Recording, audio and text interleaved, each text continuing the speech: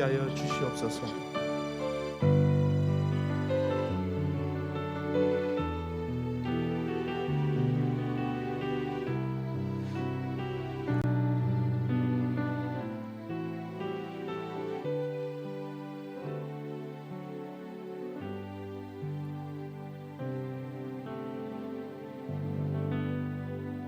한희순 권사님 나오셔서 대표로 기도해 주시겠습니다.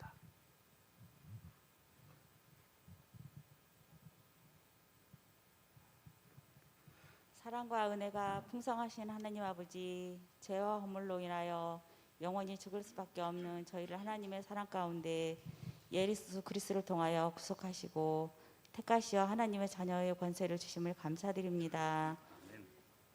하나님, 저희 교회를 이곳에 세워주시고 지금까지 은혜로 보호하시고 축복하여 주시사 부흥하며 성장할 수 있도록 하시고 평안한 교회를 이루게 하시니 감사합니다. 아멘. 하나님께서 사랑하는 성도들의 마음과 심령을 주장하사 시기와 분쟁이 사로잡히지 않도록 하시고 오직 주님의 마음을 품어 겸손하게 맡긴 사명을 감당하며 서로 이해하고 돕는 가운데 주님의 모습을 이뤄나가는 참된 교회가 되도록 주여 인도하여 주시옵소서. 아멘. 믿는 우리들의 주님의 평강 가운데 다 함께 든든히 서가는 교회가 되도록 축복하여 주시옵소서. 아멘.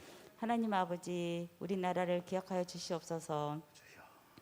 대통령과 정치 지도자들에게 영적으로 깨어나게 지혜를 주시고 지도자들에게 비둘기 같은 순결한 마음을 주시고 국민을 생각하며 헌신하고 봉사하며 주님 말씀 안에서 이 나라를 이끌고 세상의 빛과 소금의 사명을 잘 감당할 수 있도록 국리를 베풀어 주시옵소서. 주님, 선교사님들 위해 기도합니다. 주님의 말씀을 전하기 위해 믿음으로 순종하는 모든 선교사님들에게 건강과 안전으로 보하여 주시옵소서. 선교사님들의 발걸음을 축복하여 주시고 선교사님들의 뿌린 복음의 씨앗이 가는 곳마다 열매를 맺어 풍성하게 자라며 하나님이 기뻐하시는 결실이 되도록 인도하여 주시고 선교사님들의 가정도 평강의 길로 축복하여 주시옵소서. 아멘. 하나님 아버지, 말씀을 전하는 목사님을 성령으로 충만하게 하셔서 말씀의 권세를 허락해 주시고 은혜의 말씀, 진리의 말씀, 소망의 말씀이 선포될 때마다 우리의 심령이 뜨거워지고 영이 다시 살아나고 삶이 새로워지게 해주시옵소서. 아멘. 그리하여 저희들 푸른 초장과 잔잔한 물가로 인도할 수 있도록 도와주시옵소서. 아멘. 우리 교회를 통하여 하나님의 역사를 이루고자 세우신 목사님의 사역을 우리 성령님 하나님께서 통치하셔서 풍성한 열매를 맺고 영적인 지도자가 되게 하여 주시옵소서. 언제나 복음의 진리만을 선포하는 정결한 통로로 사용하여 주시길 원하며 예수님의 이름으로 기도드립니다. 아멘.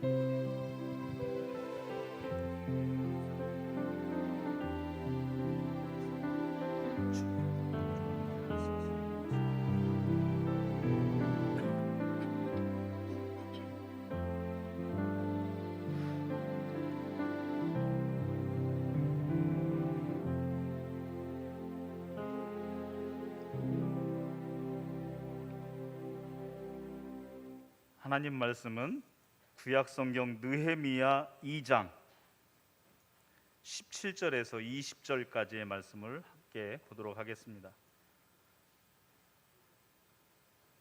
구약 성경 729쪽입니다. 느헤미야 2장 17절에서 20절까지.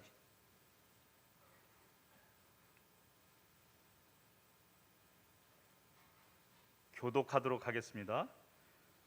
후에 저희에게 이르기를 우리의 당한 곤경은 너희도 목도하는 바라. 예루살렘이 황무하고 성문이 소화되었으니 자 예루살렘 성을 중건하여 다시 수치를 받지 말자 하고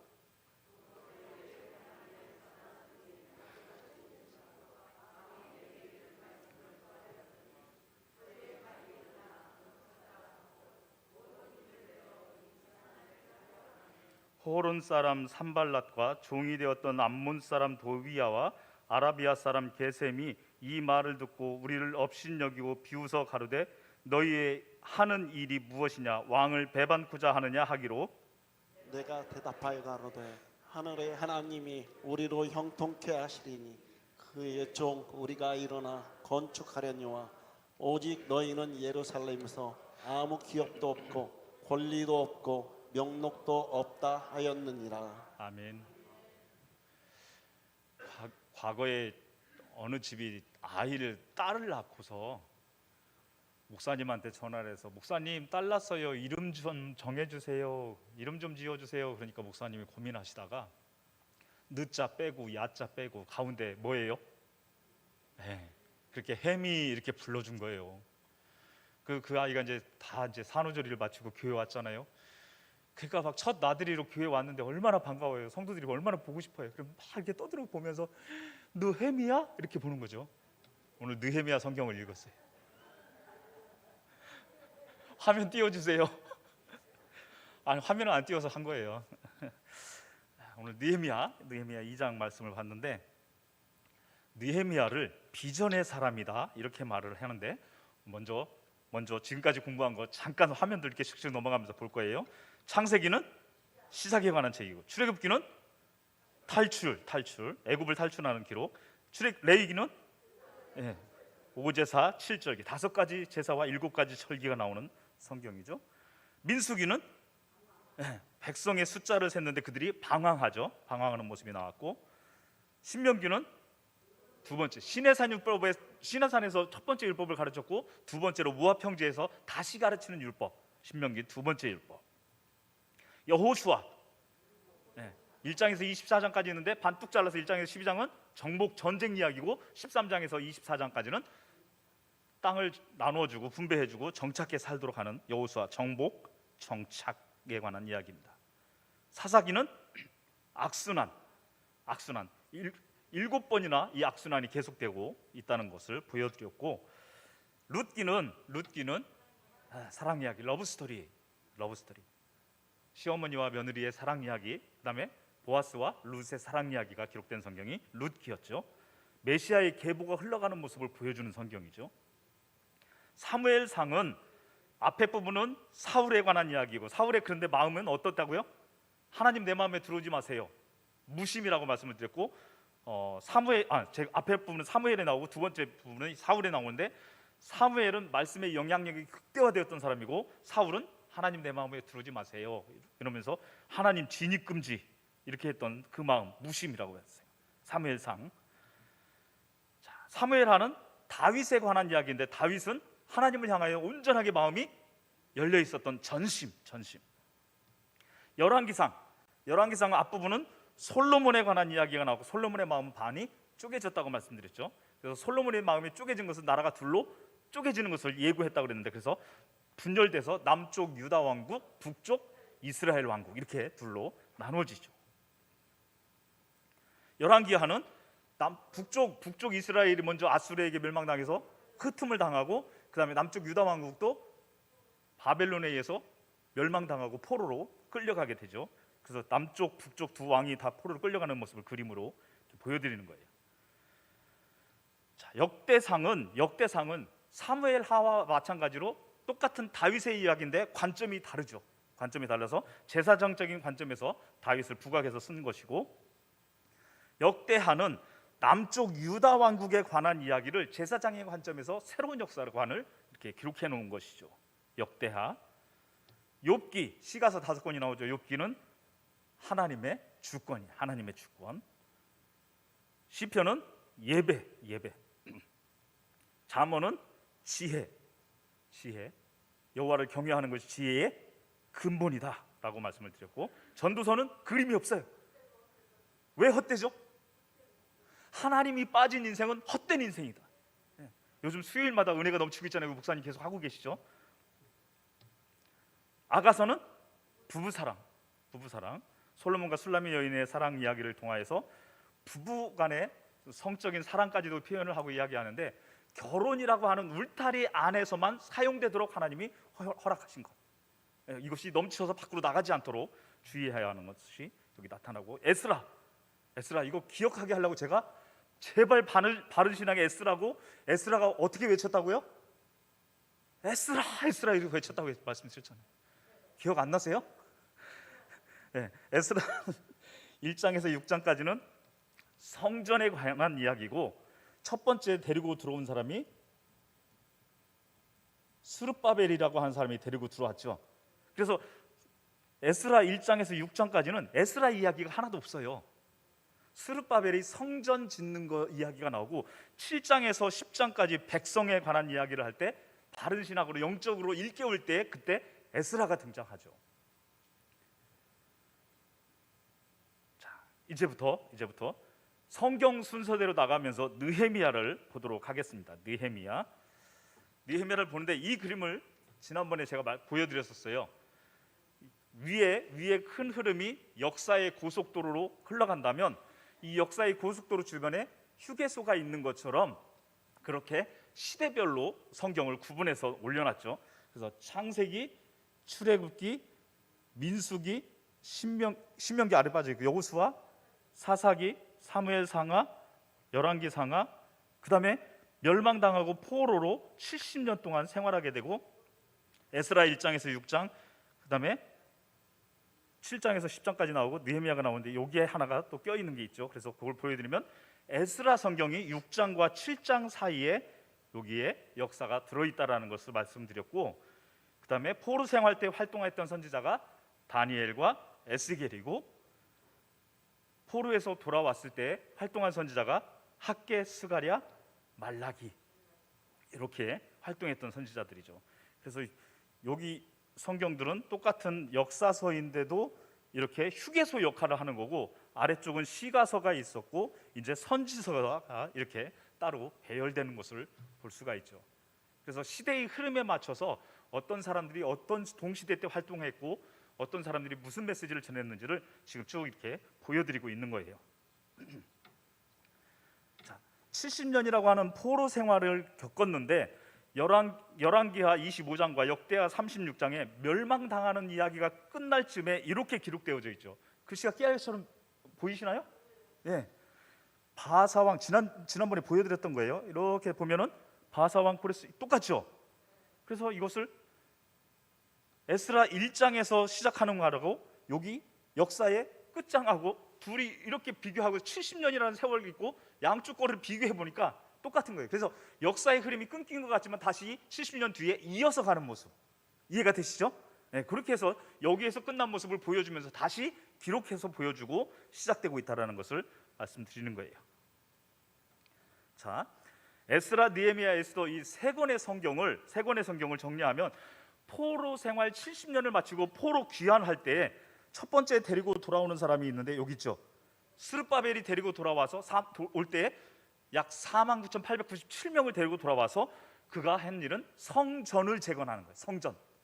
성전을 재건하는 거. 그리고 바사 제국의 왕 후르이는 누구가 있죠? 에스더가 있죠. 에스더. 그래서 불입절이라고 하는 것이 생겨나는데 다음번에 그걸 공부하게 되고, 그다음에 에스라 7장에서 10장까지의 말씀이 2차 귀환이 있는데 약 1700명 정도를 데리고 돌아와서 에스라가 하는 일은 백성들의 마음을 일깨우는 일을 하는 거죠. 그리고 세 번째 데리고 돌아오는 사람은 느헤미야인데 느헤미야가 데리고 와서 오늘 공부하는 것 성벽을 쌓게 되는 거예요.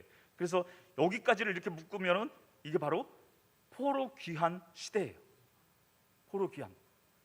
근데 성경은 에스더를 뒤쪽에 놨는데 역사의 흐름에서 보면 에스더는 앞쪽에 와 있는 사람인 거예요. 이렇게 여기에 에스더가 있고 그 다음에 에스라가 있고 느헤미야가 있고 역사의 흐름에서 인물이 누가 선배고 누가 후배인지 아시겠죠? 예, 이거 쉬워야 하죠.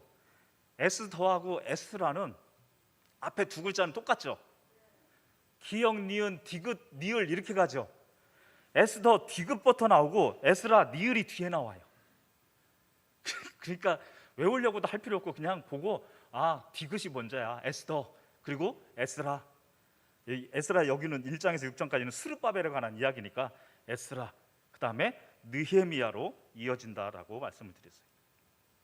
그런 다음에 느헤미야가 활동할 때에 말라기라고 하는 선지자가 등장해서 말씀을 전하고 사라진 다음에 하나님께서 더 이상 선지자들에게 말씀을 주지 않는 400년이라고 하는 시간이 지나가요. 그래서 구약과 신약 사이에 종이 한 장이 껴있지만 그 기간은 400년이라는 시간이에요. 그런 다음에 때가 참에 예수님이 탄생해서 이 땅에 오시게 되는 것이죠. 이 역사의 흐름을 보여드렸고, 자 지금부터 이제 느헤미야로 들어갑니다. 느헤미야 비전 그럴 때의 비전은 미래에 될 일을 그림으로 보는 거예요. 미래에 이렇게 될 거야라고 하는 것을 그림으로 보는 것, 그게 비전이라고 하는 거예요. 그러니까 우리 다음 세대 자녀들에게, 우리 손주들에게, 우리 주일학교 자녀들에게 계속해서 우리는 꿈을 심어주는 거예요. 너는 앞으로 이 다음에 이렇게 될 거야. 하나님이 너를 이렇게 세우셔서 쓰실 거야. 그러면서 말로 칭찬하고 격려할 때 그 아이들이 그걸 먹고 자라는데, 그 아이들이 자라나면서 꿈꾸는 것, 그림으로 그려보는 것, 이것이 바로 비전이 되는 거예요. 근데 느헤미야는 어떻게 해서 이 비전이 탄생하게 됐느냐 그럴 때 1장 11절을 보면은 아닥사스다 왕의 술관원이었어요. 이 술관원이 뭐냐면 왕이 마시는 음료를 먼저 확인하고 점검하는 사람이에요. 우리나라에는 뭐 기미상궁도 있고 뭐 그랬던데, 먼저 맛을 보고 확인하고 독이 있는지 없는지를 구분하는 거예요. 그런 다음에 왕에게 진상되도록 올라갈 수 있도록 하는 것이 바로 이 술 맡은 장관, 이 관원이 하는 일이었죠. 자, 1장 1절을 보면 느헤미야의 말이라 그러면서 아닥사스다 왕 때에 수상궁에 머물러 있다 이렇게 말을 하고 있죠. 그리고 그가 자기 동생이라고 하는 사람이 예루살렘에 갔다가 돌아와서 그 사람한테 물어보는 거예요. 그랬더니 그가 예루살렘의 형편을 설명하는데 이렇게 말하죠. 사로잡힘을 면하고 포로로 끌려오지 않고 예루살렘에 살고 있는 사람들, 백성들을 본즉 남아있는 유다 사람과 예루살렘 형편을 물었더니 그들이 너무너무 고통스러운 삶을 살고 있다는, 성벽과 성전이 다 무너졌고 회파되었고, 그리고 나서 너무도 힘겨운 삶을 살고 있다라는 설명을 듣게 되죠. 그 설명이 바로 여기 3절에 나오는데, 큰 환난을 만나고 능욕을 받으며 예루살렘 성은 회파되고 성문들은 불에 타서 다 없어졌다, 이렇게 설명을 들은 거예요. 그럴 때에 이 느헤미야가 슬퍼요. 자기 조상들의 고향 땅 예루살렘이 멸망을 당해서 1400여 킬로 떨어져 있는 먼 곳에 가서 그곳에서 살고 있는데, 자기는 그나마 출세해서 왕의 술 맡은 장관 자리에 있는데 고향 땅 소식을 들으니까 너무너무 힘겨운 삶을 사는 거예요. 그래서 그가 슬퍼하면서 금식하면서 기도하면서 하나님 앞에 엎드려요. 근데 이게 큰 문제거리예요. 페르시아 제국의, 바사 제국의 왕의 술 맡은 관원이 근심 어린 모습, 얼굴이 달라진 모습을 보일 때 왕은 의심하게 되죠. 저놈이 나를 독살할 계획을 꾸미고 있는 거 아닐까? 그러면 처형을 당할 수도 있는, 굉장히 위험한 일이에요. 그런데 그가 얼굴 낯빛이 변한 것을 보고 왕이 물어요. 그걸 알아차렸죠. 그럴 때 그가 묵도하고 기도하고 왕한테 쫙 이야기할 때 왕이 며칠 주면 갔다 와서 할 수 있겠냐, 며칠 주면 다 하고 돌아올 수 있겠냐 이러면서 그에게 휴가를 주죠.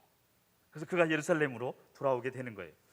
그런데 이 느헤미야가 아까 말씀드린 것처럼 술 맡은 사람이라고 할 때 왕이 독살당하지 않도록 보호하고 왕이 마실 술을 미리 맛을 보고 왕의 신뢰를 받는 사람이, 그런 신분을 가진 자예요.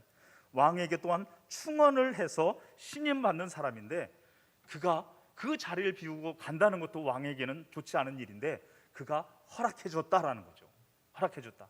근데 그거는 하나님께 기도할 때 하나님이 느헤미야의 윗사람 왕의 마음까지도 어떻게 하셨다고요? 바꿔 놓으셨다.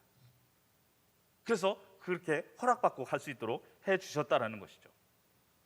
그래서 느헤미야라고 하는 이름의 뜻은 여호와께 위로를 받는다라고 하는 뜻인데, 동포들을 돕기 위해서 왕궁의 호화스러움과 이 안락함을 포기하고 그가 그 길을 떠나는 거예요. 서울에서 부산까지 400km.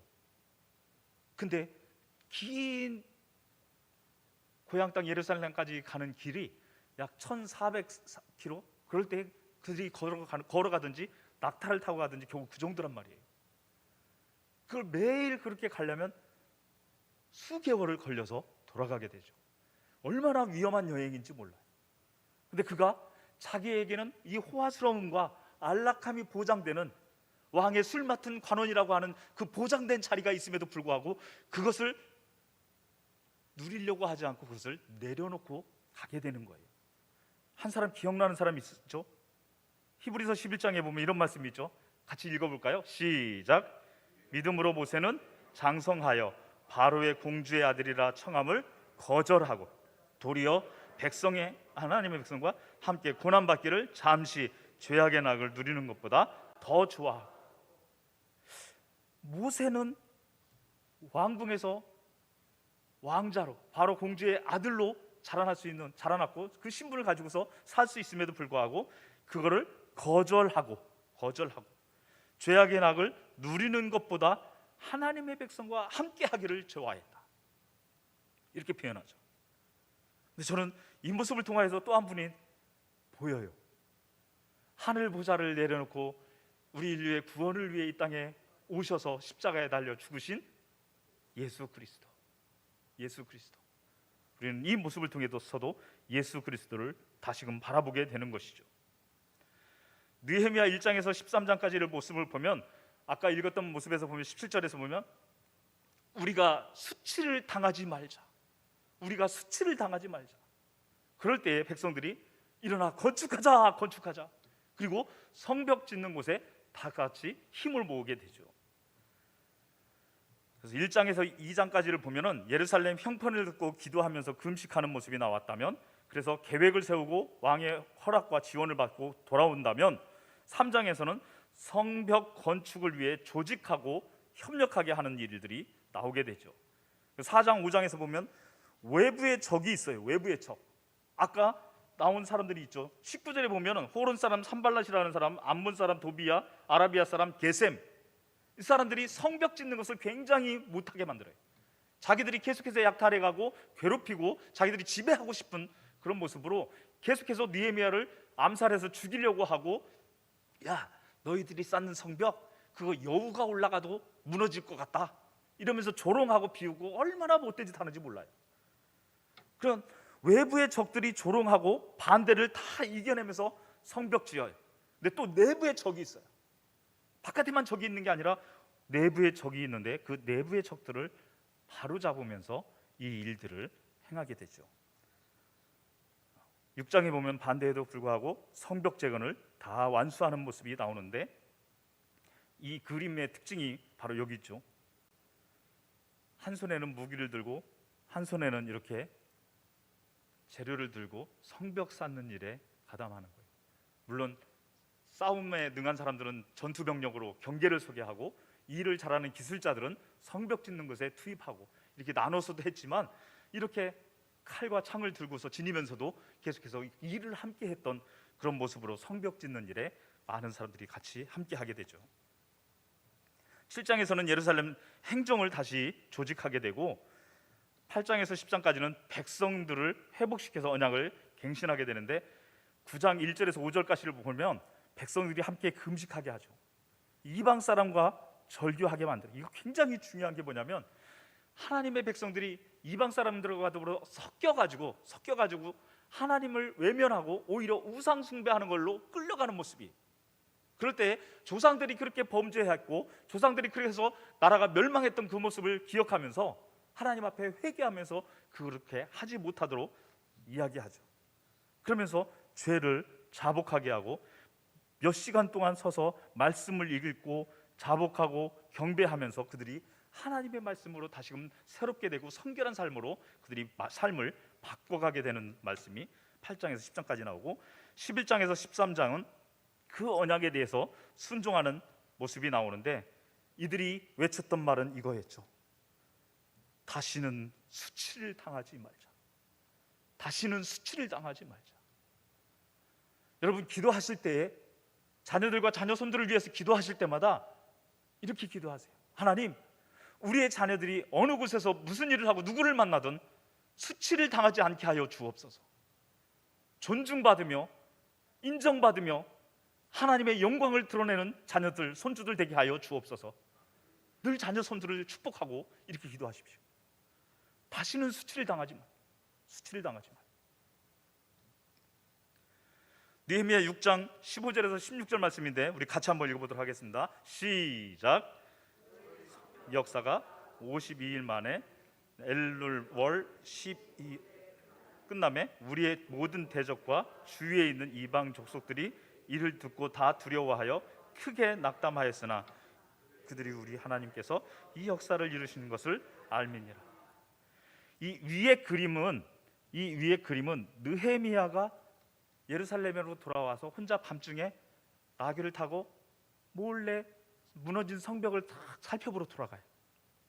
쭉 돌아다녀 봐요. 예상했던 것보다 너무도 형편없이 다 무너져 있는 모습을 본 거예요. 낙심이 되겠죠. 그런데도 그런 걸 다 이겨내고 성벽 짓는 것에 더 집중해서 이렇게 완성해내는데 현대 건축업자들도 놀라는 일이에요. 우리나라 이번에 지금 아파트가 이렇게 지어 올라가다가 붕괴돼 갖고 많은 사람이 이렇게 희생당하고 이랬잖아요. 근데 이 당시에 그런 기중기 같은 것도 없음에도 불구하고 그걸 어떻게 나무를 통해서 만들고 이렇게 해서 날르고 운반했겠죠. 52일 만에 이 성벽을 완성했다라는 것은 굉장한 일이라는 거예요. 하나님의 은혜로 느헤미야의 리더십 하에서 이 일들을 잘 진행했다라는 거예요. 그런데 보면 우리의 모든 대적과 주위에 있는 이방 족속들이 이를 듣고 다 뭐 했다고요? 두려워하고 또 뭐 했어요? 그냥 낙담했어요? 크게 낙담. 그러면서 그들이 인정하는 말이 있어요. 여기 빨간 글씨. 하나님께서 이 역사를 이루셨다. 하나님께서 이 역사를 이루셨다. 그것을 알았다는 것이죠. 이 모든 일들을 하나님이 행하셨다. 하나님이 행하셨다. 느헤미야서의 큰 그림이 이렇습니다.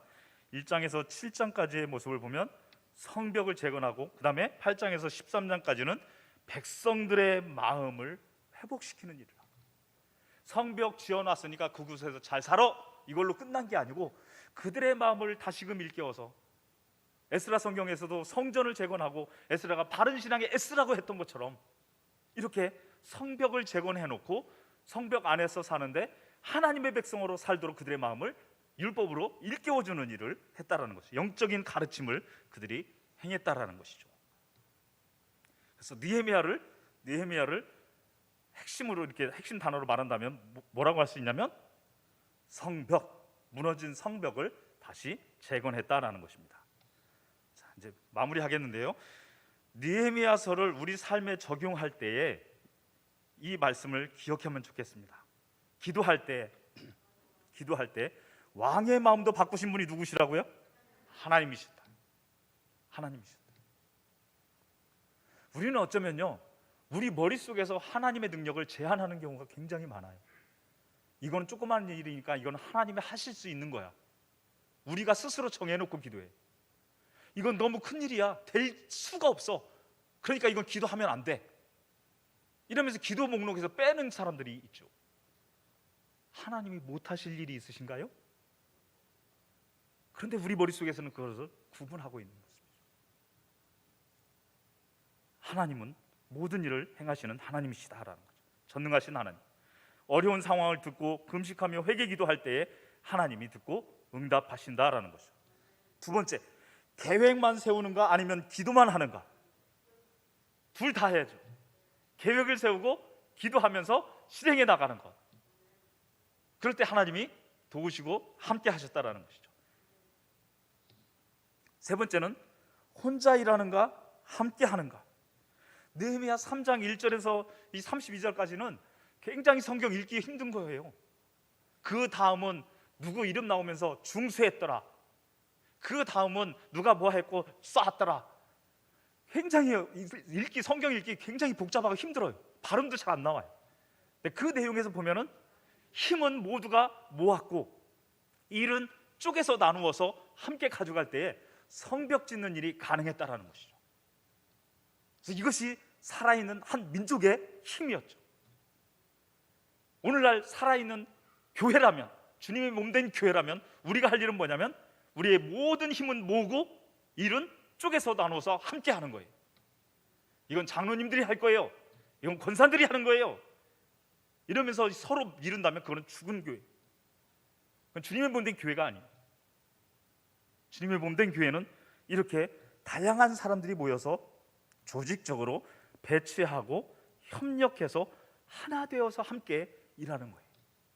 주님의 사역에, 주님 나라를 위해서, 주님의 의를 위해서 함께 하는 것이죠. 그리고 네 번째는 느헤미야가 얼마만큼의 본을 보였냐면요, 이 당시에 사람들이 어렵게 힘겹잖아요. 그러니까 부자들, 돈 있는 사람들이 돈을 빌려주는 일을 해요. 그걸 네 글자라고 뭐라고 하죠? 고리. 네. 그런 일을 하는 거예요. 근데 돈 없는 사람들은요, 먹고 살아야 되니까 뭘 저당 잡히는 줄 아세요? 자기 자식을. 그래서 빚을 못 갚으면 자기 자식이 노예로 팔려가는 거예요. 이런 일들을 하고 있는 거예요. 이런 일들. 아까 외부에 적이 있었다면 내부에 적도 있었다라고 할 때, 이래서 민족이 분열되기 시작하는 거예요. 싸움이 일어나는 거예요. 다툼이 일어나는 거예요.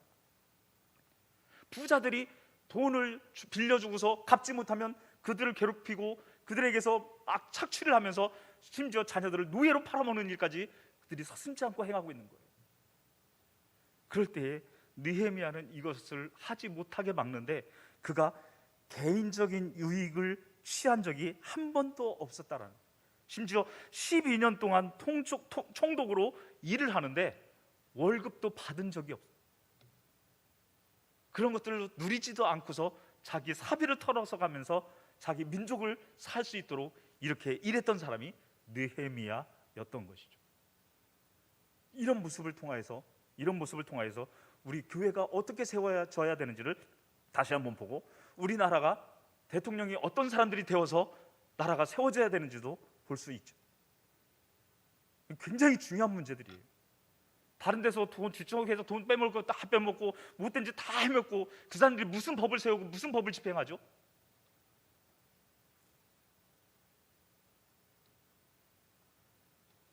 하나씩 드릴까요? 명절인데 하나씩 드릴까요? 아이고, 표정이 달라지셨네. 여기 순도가 나와요. 순도가. 우리의 믿음의 신앙의 순도는 몇 프로인가? 그럴 때 우리에게 있는 이 무수히 많은 것들, 근데 저는 이런 것들이 있어도 좋아. 그러면 뭐냐? 그럴 때 믿음 없는 거. 믿음 없는 거. 믿음이 없음에도 불구하고 그저 성경을 들고 와서, 그리고 종교인이 되어서 교회만 왔다 갔다 하는 모습, 이 모습이 빨리 좀 깨졌으면 좋겠어. 그리고 믿음 있는 사람이 되었으면 좋겠어. 믿음의 사람이 되었으면 좋겠어. 하나님의 말씀을 읽고 배우고 들었으면 그 말씀대로 순종하며 따르는 삶, 그 말씀대로 행하는 삶, 순도 100%의 성도, 바로 우리 성일교회 성도님들이 되시기를 주님의 이름으로 축복합니다. 두 번째는 무뎌진 마음을 말씀으로 새롭게 하라. 무뎌진 마음. 바쁘면 하나님과의 교제를 게을리한다. 바쁜 것.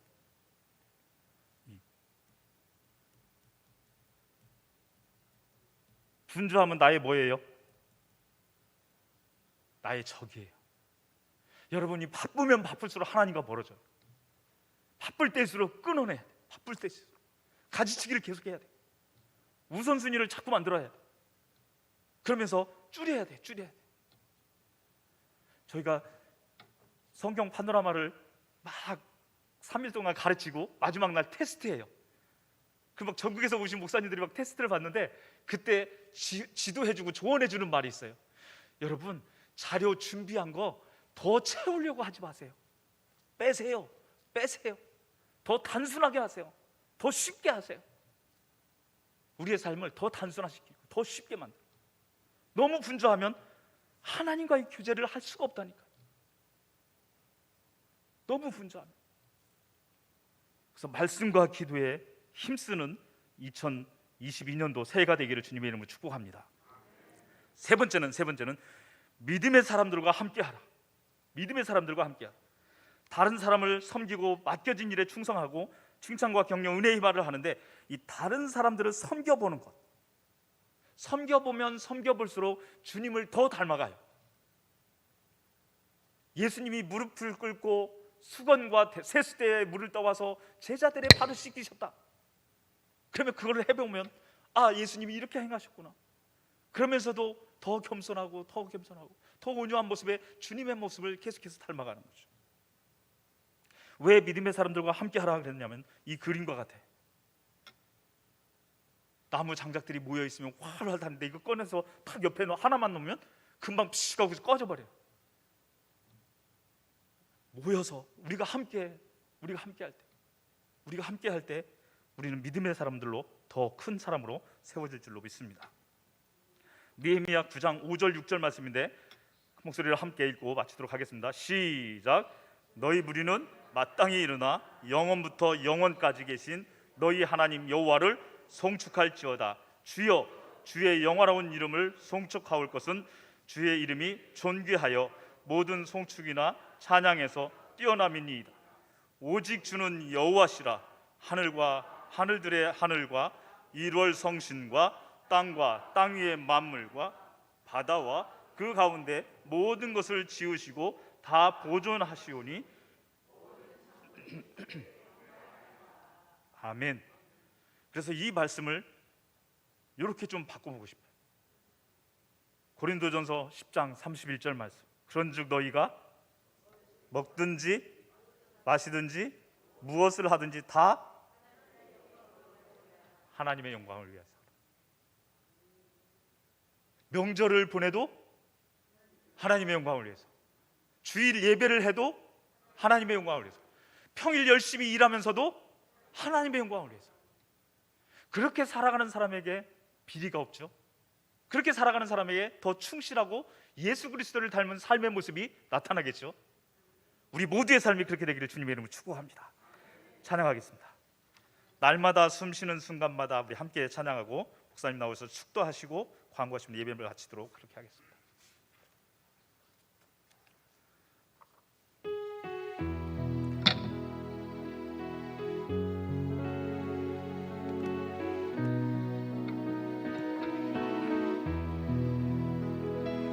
날마다 숨쉬는 순간마다 내 앞에 어려운 일 보내 주님 앞에 이 몸을 맡길 때 슬픔 없네 두려움 없네 주님의 그 자비로운 손길 항상 좋은 것 주시도다. 사랑스레 아픔과 기쁨을 수고와 평화와 안식을 날마다 주님 내 곁에 계셔 자비로 날 감싸주시네. 주님 앞에 이 몸을 맡길 때 힘주시네 위로함 주네.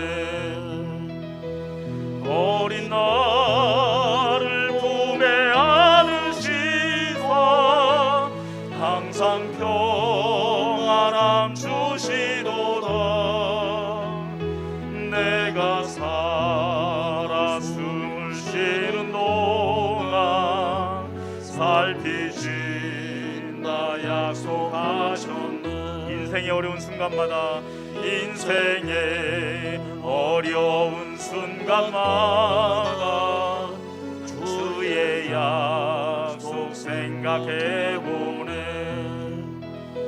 주님 속에 믿음 잃지 않고 말씀 속에 위로를 얻네. 주님의 도우심 바라보며 모든 어려움 이기도다. 흘러가는 순간순간마다 주님 약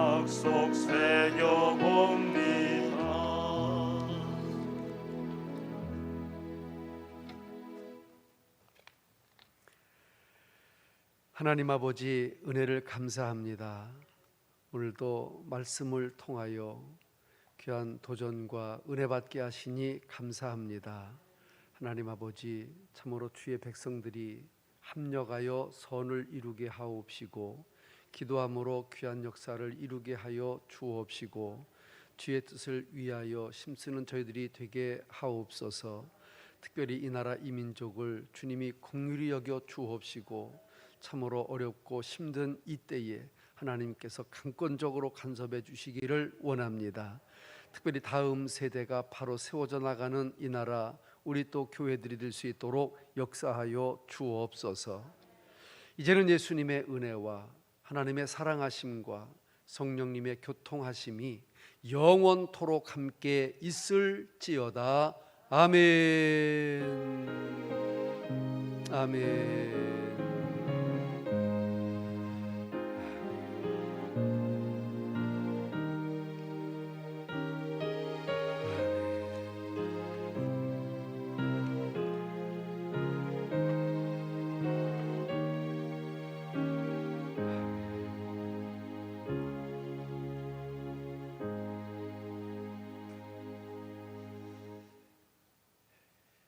예, 감사합니다. 오늘 1월 마지막 주일, 5번째 주일입니다.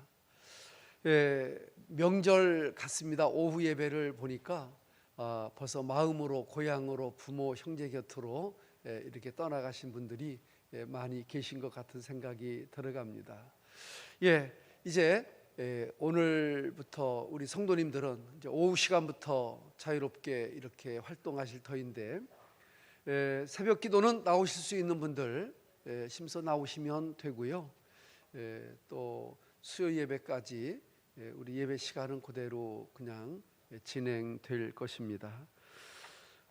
우리 목사님들도 교대로 이 당번을 정해서 새벽 기도도 돌아가면서 또 고향 부모님에게도 돌아가면서 이렇게 할 것입니다. 여러분들이 이모 저모 많이 기도해 주시고 또 후원 협력해 주신 분들에게 감사의 말씀을 드립니다. 특별히 설날에 가정에서 가정 예배로 여러분들이 꼭 드리시되 우리 예배 순서 안내문 꼭 활용하셔서 한번 이번에 여러분들이 은혜를 더해 주시면은 참으로 고맙겠습니다. 설날 구정 새해에 여러분들 변함없는 복 많이 받으십시오. 새해 복 많이 받으세요. 고맙습니다. 감사합니다. 평안히 돌아가시기 바랍니다.